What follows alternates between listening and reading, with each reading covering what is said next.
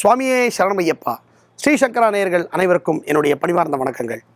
இந்த சரணமையப்பா பகுதியில் நாம் அற்புதமான பல தலங்களை பற்றி பார்த்து கொண்டு வருகிறோம். இப்போ நம்ம பார்க்க போகிற இடம் சரங்குத்தி.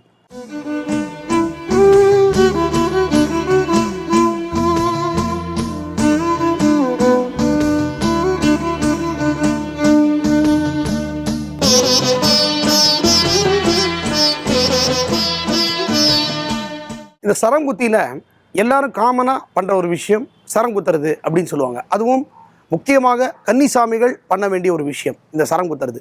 நிறைய பேர் என்ன பண்ணுறாங்க அப்படின்னா சுப்பிரமணிய பாதை வழியாக போயிடுவாங்க. சுப்பிரமணிய பாதை வழியாக போயிட்டோம், சரங்குத்த முடியல அப்படின்னு சொல்லுவாங்க. கன்னிசாமிமார்களாக இருந்தால் தயவு செய்து இந்த நீலிமலை ரூட் வழியாகவே போங்க. ஏன்னா எதுக்காக நம்ம சரங்குத்திக்க போகிறோம், எதுக்காக சரத்தை குத்துறோம் அப்படிங்கிறது ஒரு ஐதீகம் இருக்குது சபரிமலையில். அதுக்காக சொல்கிறேன். இது நிறைய பேருக்கு தெரிஞ்சிருக்கும், இருந்தாலும் சொல்வது என்னுடைய கடமை. நிறைய பேருக்கு தெரியாமல் இருக்கிறதுனால நான் இதை சொல்ல வேண்டியதாக இருக்குது. அப்போது நான் சொன்ன மாதிரியே சபரிமலையில் அதாவது ஐயப்பனுக்கும் மகிஷிக்கும் போர் நடந்து கொண்டிருக்கிறது. ஐயப்பன் மகிஷியை வதம் பண்ணிடுறார்.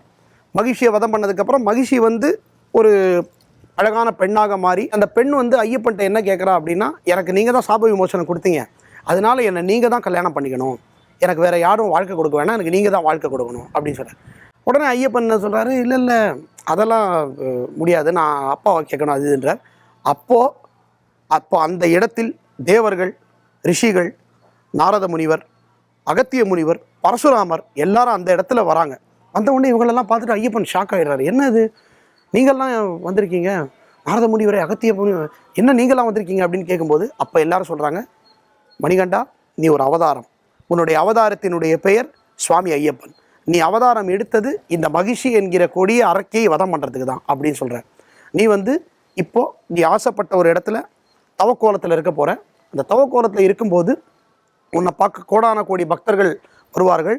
அந்த பக்தர்கள் என்றைக்குமே அவர்கள் வாழ்நாளில் நல்லா இருக்கணும் அப்படின்னு நீ தவக்கோலம் இருக்கணும் அப்படின்னு சொல்லிட்டு சொன்ன உடனே ஐயப்பனுக்கு ஒன்றும் புரியல, இருந்தாலும் ரொம்ப சந்தோஷம் அவருக்கு. ஆஹா சரி சந்தோஷம், இதை பண்ணுவோம் அப்படின்னு அப்போது அந்த இடத்துல லோகவீரம் ஸ்லோகத்தை அவர்கள் பாடுகிறார்கள். அப்போ அந்த இடத்துல பாடப்பட்ட ஸ்லோகம் தான் லோகவீர ஸ்லோகம். இப்போது அந்த லோகவீரம் பாடினதுக்கப்புறம் மாளிகைபுரத்து மஞ்சமாதை கேட்குறா, என்ன கல்யாணம் பண்ணிக்கோன்னு கேட்குறாங்க. அப்போ இவங்களால் ஐயப்பனால் எதுவும் சொல்ல முடியல. அப்போ ஐயப்பன் என்ன சொல்லி ஒரு ஃபுல் ஸ்டாப் வைக்கிறார் அப்படின்னா, சரி ஒரே ஒரு கண்டிஷன் அப்படின்னா. என்ன கண்டிஷன், எப்போ என்னுடைய சபரிமலைக்கு வருஷம் பக்தர்கள் வந்துட்டு இருப்பாங்க என்னுடைய சபரிமலைக்கு, எந்த வருஷம் என்னுடைய சபரிமலைக்கு கன்னிசாமி வரலையோ அந்த வருஷம் நான் உன்னை கல்யாணம் பண்ணிக்கிறேன் அப்படின்னு சொல்கிறார். சரி இதை நான் எப்படி தெரிஞ்சுக்கிறது அப்படின்னு மாளிகைபுரத்து மஞ்சமாதா கேட்குறாங்க. அப்போ ஐயப்பன் என்ன சொல்கிறார், என்னுடைய சன்னிதானத்துக்கு எதிரிலேயே உன்னுடைய சன்னிதானத்தை சபரிமலையில் நான் அமைக்கிறேன். அப்போது அங்கே சரங்குத்தின்னு ஒரு இடம் இருக்கும். அந்த சரங்குத்தியில் கன்னிசாமிமார்களாக இருந்தால், அதாவது முதல் வாட்டி சபரிமலைக்கு வரவங்களாக இருந்தால் ஒரு கத்தியை குத்துவாங்க, ஒரு சரம்னு சொல்லுவாங்க, சரத்தை குத்துவாங்க. அப்படி குத்திட்டாங்க அப்படின்னா அந்த வருஷம் நமக்கு கல்யாணம் கிடையாது. எந்த வருடம் சரங்குத்தி காலியாக இருக்கிறதோ அந்த வருஷம் நான் உன்னை கல்யாணம் பண்ணிக்கிறேன் அப்படின்னு சொல்லிட்டு சொன்னார். இன்று வரை அந்த சரங்குத்தி காலியாக இருக்கவில்லை. இன்று வரை கன்னிசாமிகளின் எண்ணிக்கை அதிகமாக தான் ஆகிக்கொண்டிருக்கிறதே தவிர கம்மியாக ஆகலை. இன்று வரை மாளிகைபுரத்து மஞ்சம்மா அந்த சரங்குத்தியில் இன்றைக்கும் காத்துட்டுருக்கிறதா ஒரு ஐதீகம் இருக்குது.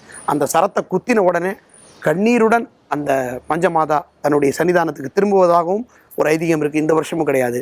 இன்று வரை மஞ்சமாதா காத்திருக்கிறாள். இன்று வரை ஐயனும் நமக்காக சபரிமலையில் தவக்கோலம் பூண்டிருக்கிறான் என்று சொல்லி உங்களிடமிருந்து விடைபெறுகிறேன். நன்றி, வணக்கம். சுவாமி சரணம்.